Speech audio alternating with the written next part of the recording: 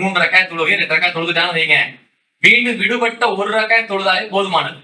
ஆனா சில இடங்கள்ல என்ன பிழை செய்யறாங்கன்னா, மீண்டும் விடுபட்டதை மொத்தமா தொழுகிறாங்க.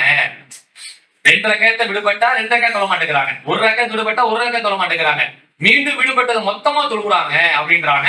அப்படி தொழக்கூடாது. எது விடுபட்டதோ விடுபட்டதான் தொழுகணும். அதுக்கு என்ன ஆதாரம்? நபிகள் நாயகம் ஸல்லல்லாஹு அலைஹி வஸல்லம் அவருக்கு என்ன செய்யறாங்கன்னா, லுஹருடைய தொழுகை வைக்கிறாங்க.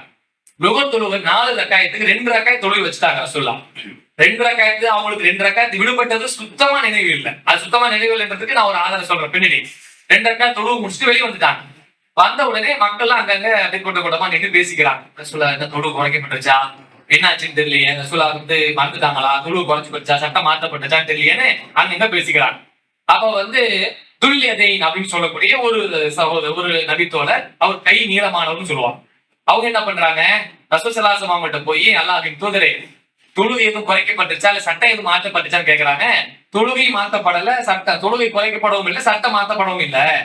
இல்ல யார சொல்ல 4 ரக்காத்து நீங்க 2 ரக்காத் தொழு வச்சீங்க, இல்ல அப்படின்னு உடனே மீண்டும் எல்லாரும் சொன்ன பிறகு ரசூலா ஒத்துக்கிட்டாங்க. ஆமா அப்ப மறந்துருப்பேன் அப்படின்ட்டு ரசூலா வராங்க. 2 ரக்காத்து தொழுகை வைக்கிறாங்க, சலாம் கொடுக்குறாங்க, மீண்டும் 2 சஜிதா செய்யறாங்க, மீண்டும் சலாம் கொடுக்குறாங்க. அப்ப 4 ரக்காத் தொழுகையில ரசூலா எத்தனை ரக்காத் தொழு வச்சாங்க?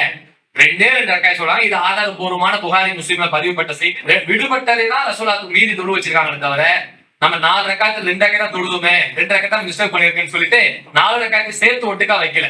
2 ரக்காத் தான் மிஸ் பண்ணதை மட்டும் வச்சிருக்காங்கன்னு தெரியுது. அந்த வகையில எந்த பள்ளியிலும் யாரும் சரி, தனியா தொழுதாலும் இமாமோட தொழுதாலும் சரி, மிஸ்டேக் பண்ணது விடுபட்டது என்னவோ அதை மட்டும் பூர்த்தி பண்ணால் போதுமானது.